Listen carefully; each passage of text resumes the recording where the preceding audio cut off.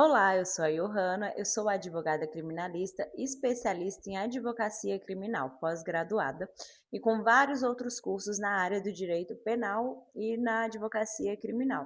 Esse é o meu primeiro vídeo sendo gravado aqui para o YouTube e hoje eu venho trazer para vocês uma análise do caso Henri Borel, que foi julgado nessa madrugada de quarta para quinta e tivemos a condenação do Jairinho e a extinção da pena para Monique.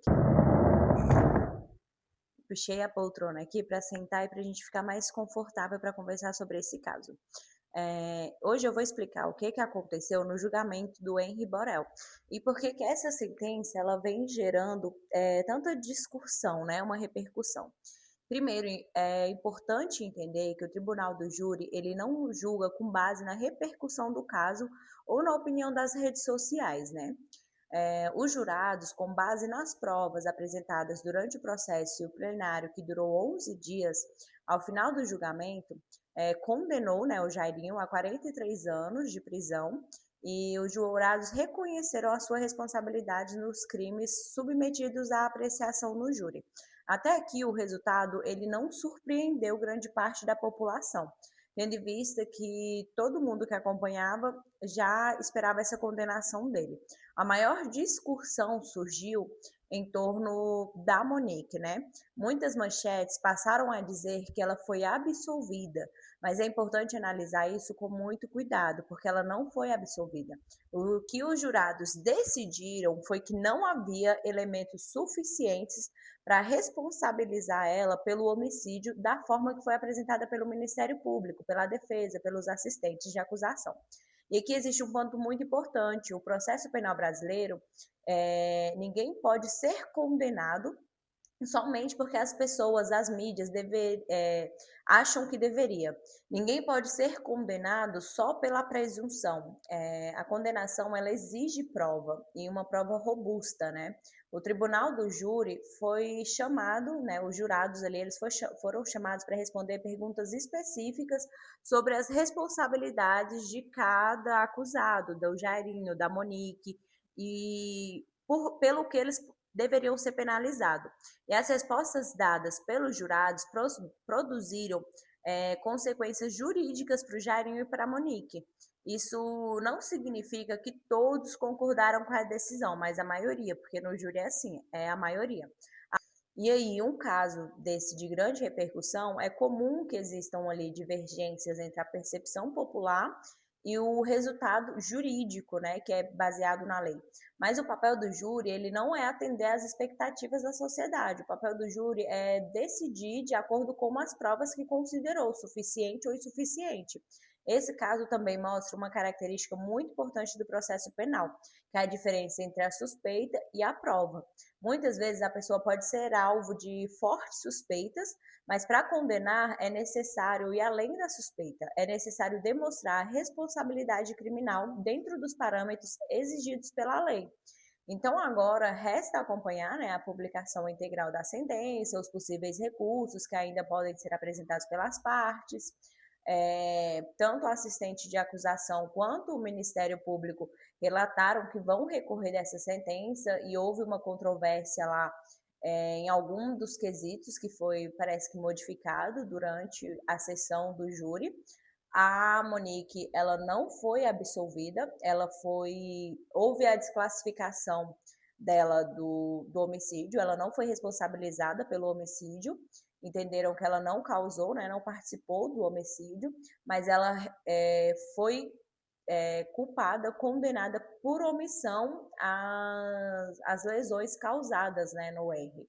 Então ela vai responder não, porque a pena dela ficou em 1 ano e alguns meses, eu não recordo agora de memória, e aí o tempo que ela ficou presa durante o processo em prisão preventiva, ela foi presa e solta algumas vezes, passou a quantidade de pena que ela recebeu ontem no júri. Então, o tempo que ela ficou presa foi um tempo maior do que ela foi condenada. Então, ali ocorre a extinção da pena.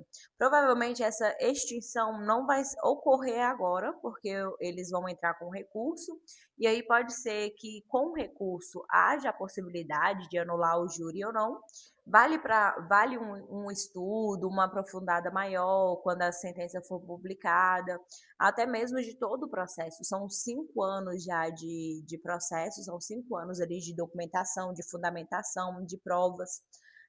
Eu vi que os advogados, tanto da defesa quanto os assistentes de acusação, tiveram que estudar bem a parte da medicina ali para conseguir debater sobre os laudos, para conseguir mostrar ali nos laudos o que cabia, o que não cabia.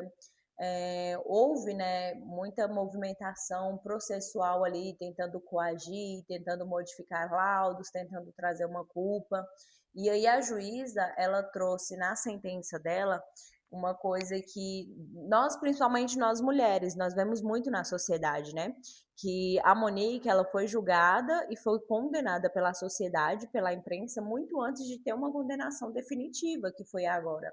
E se esse caso, nessa situação dela, fosse um homem, talvez esse homem nem chegaria a ser processado, ele nem teria sido acusado, a mídia não teria caído tanto em cima do homem quanto caiu em cima da Monique por ser mulher, né? Porque essa é uma situação que nós vemos muito. A mulher, a mãe, ela tem obrigação de ser perfeita, ela tem obrigação de se dedicar 100%, ela tem obrigação de saber de tudo, estar antenada de tudo. Só que a mulher, assim como o homem, nós somos seres humanos, nós temos defeitos, nós temos falta de atenção, então não tem essa cobrança de tanta perfeição em cima do homem, né? Tanto que o homem, o pai, se ele leva na escola, se ele leva no médico, se ele faz uma coisa que a mulher faz todos os dias, né? Se ele faz 10% do que a mulher faz todos os dias, ele é considerado um paizão que ajuda a mãe. E não é bem assim. Então, eu concordo com a juíza, foi um julgamento muito maior na Monique por ela ser mulher do que se fosse no caso de um homem.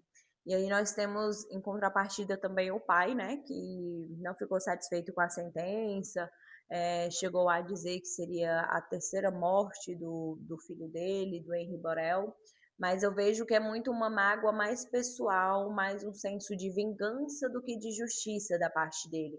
Porque se todos esses anos, todas essas provas, todos esses laudos trouxeram que a Monique não participou do homicídio, ela não tem culpa no homicídio.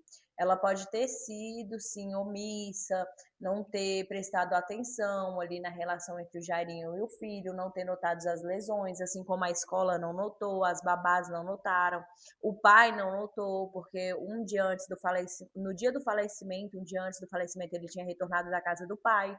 Então, o pai também não notou lesões, machucados, escola, ninguém.